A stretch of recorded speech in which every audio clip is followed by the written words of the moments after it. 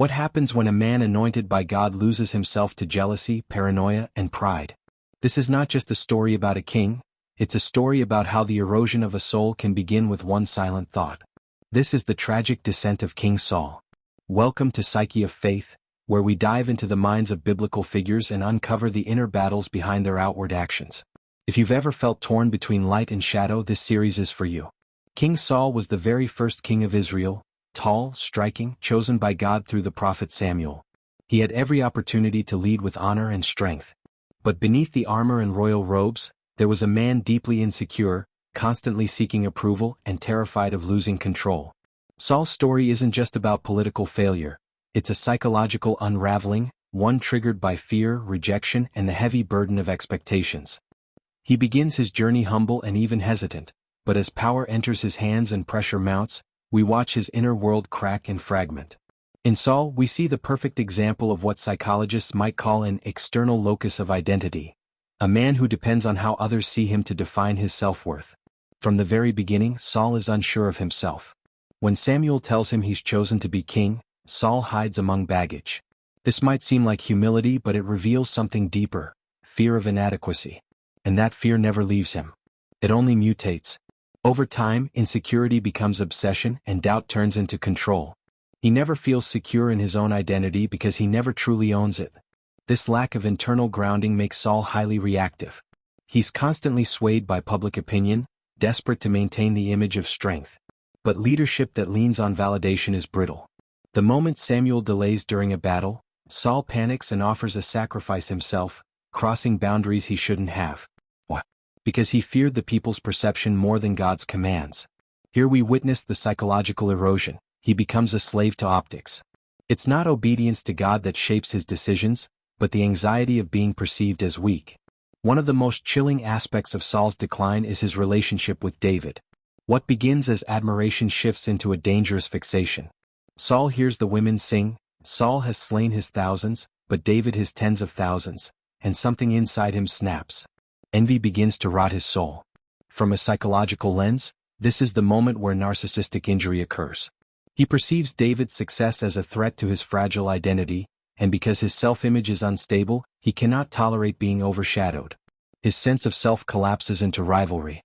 As Saul spirals, paranoia becomes his constant companion. He begins seeing threats everywhere. He lashes out not just at David, but at his own son Jonathan, and even orders the slaughter of innocent priests who he suspects helped David. This is classic paranoid delusion, the mind inventing conspiracies to maintain control. Saul is no longer fighting enemies, he's fighting shadows in his own mind. And tragically, the more he tries to control others, the more he loses control of himself. We can also view Saul through the lens of trauma. Being the first king meant carrying the impossible weight of a nation's expectations with no role model to follow. Every mistake felt monumental. He had no prior template of leadership, no personal therapy, no sabbaticals, only war, crisis, and pressure. And beneath it all, he was still that young man hiding among baggage, hoping no one would see how lost he felt. It's heartbreaking. Saul was never taught how to handle pain, so pain handled him. What's truly tragic is that Saul wasn't evil. He was deeply wounded. He often had moments of clarity, repentance, even love. He weeps when David spares him. He acknowledges his faults before Samuel. But insight without healing can be torment. He knows he's broken but doesn't know how to fix it. It's like watching a man scream for help inside a castle he built himself. The walls are thick and every brick is made of pride, fear, and regret.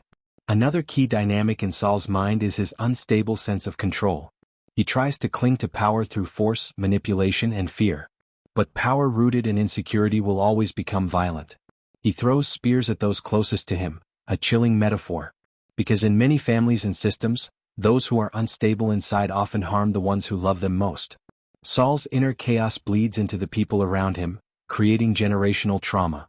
His unresolved darkness spills into Jonathan and into the whole kingdom. What happens when leadership is based on fear instead of vision? Saul teaches us that fear-based leadership might survive for a while, but it always ends in collapse. He stops hearing from God. Samuel no longer visits. Even dreams become silent. Desperate, he seeks answers from a medium, a spiritual compromise that reveals how detached he's become. When we operate outside of our calling for too long, the silence of heaven becomes deafening. Saul feels abandoned, but it's his choices that built the wall. From a modern psychological perspective, Saul might be diagnosed with symptoms resembling borderline or narcissistic personality disorder. Intense fear of abandonment, unstable relationships, identity disturbance, paranoia, emotional outbursts, and impulsive decisions. But labels don't do justice to the human pain. Saul is not a case study. He is a man with a soul, and that soul was wounded long before the crown ever touched his head. He needed healing, not just correction. And no one around him knew how to offer it. Still, in the very end, Saul's death is not triumphant, but sorrowful. He falls on his own sword. It's more than physical death. It's symbolic of a life that slowly imploded from the inside out. He dies isolated, stripped of power, and haunted by ghosts.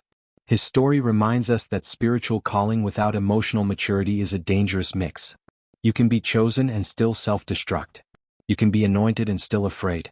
And when the soul is neglected, even a crown becomes a curse. So, what do we do with Saul's story? Is it just a tragic cautionary tale, or is there something redemptive buried within the wreckage? Saul's life forces us to confront our own shadows, the parts of us that ache for approval, that lash out when we feel invisible, that spiral when we're afraid of being replaced. And just like Saul, many of us wear crowns of competence while hiding hearts of chaos. But unlike Saul, we have language for our wounds today. Therapy, prayer, vulnerability, community. These aren't signs of weakness, they're the weapons Saul never used. Healing begins when we acknowledge our inner Saul. When we stop blaming circumstances and start owning the fractures within us.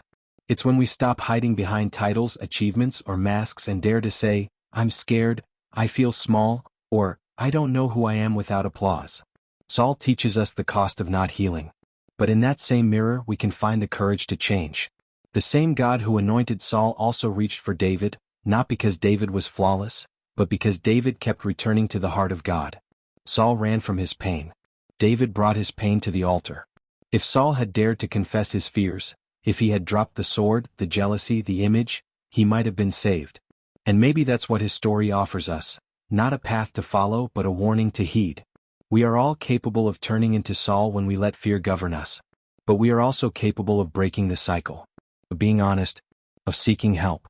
Of letting love invade the rooms where shame once lived. Saul's fall is not our destiny. It's a mirror. And what we do with that reflection, that's where healing begins.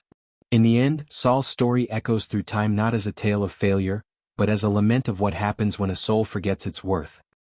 He began with oil on his head, favor on his name, and the eyes of a nation looking to him for hope. But no crown can anchor a heart that feels unworthy. His was not the fall of a villain, but of a wounded man swallowed by the very storm he never learned to calm. Saul is not a warning against leadership. He is a warning against neglecting the wounds that live beneath the armor. Let Saul's life sing softly to your soul. You are more than what people say about you.